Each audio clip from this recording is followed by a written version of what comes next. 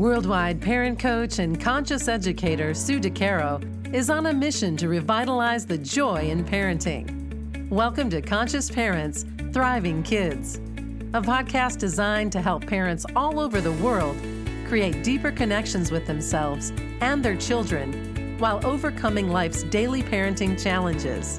Listen in if you want to bring more laughter, love, and enjoyment to your home life. Welcome to Conscious Parents, Thriving Kids, a place for all things parenting. I am your host, Sue DeCaro.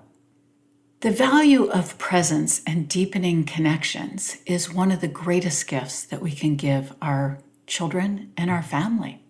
Our children need a secure place to share what they are feeling, experiencing, and thinking, especially now. What does that look like for you and your family? How are you deepening connections with your children in a safe space filled with compassion and openness? In order to ensure this space exists, we as parents need to check in first with ourselves. Some key ingredients to doing this include sitting with ourselves and connecting with ourselves, connecting with our internal feelings, what we know to be true from the inside out, and how we're processing that truth. Are we living in fear, anxiety, or comfort and compassion? Knowing what triggers you and what your pain points are, that's also a key element in helping to create the space for your children. Because if you're triggered by things that go on or feel the pain within you in reference to something your children do, then you're not able to deeply connect with them in a way that doesn't include your pain showing up. Also, being able to bring healing to these beautiful areas inside of you, the areas that are triggered from something from your own past or the pain points that are showing up from something that you're experiencing again on the outside. These are all voices coming from within to help us move through our own pain. So sitting with this and seeing this and bringing awareness and attention to it are so important. I can't stress that enough. That's when we are really able to be more present with and for our children. To actually be present does not mean that you need to be constantly with your children in the physical sense, each day, 24 hours a day.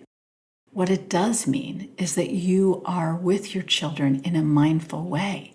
All distractions are removed, you aren't multitasking, and you're offering quality time and attention to the child when they are in front of you. So you're fully engrossed and engaged in those times that you are physically in front and with your children. This is true presence. Connection begins with being present, and then, of course, there are many more pieces to the art of deepening our relationships. So once we're present, the next piece is to listen to hear, not to respond to our children. Try to focus on what they're sharing with you and what it actually means to them, not to you. The key element is what it means to them. This is how we get to know our children better and understand more about them and what brings them joy. For example, they might share music that they love and listen to on a day-to-day basis. You might not like it at all, but it is a huge opportunity to listen and try to understand why they like and listen to this particular music and what its meaning is to them. This is about getting to know your kids. You don't have to like the same thing. I often have heard music that I can barely listen to, but I do in order to connect and understand.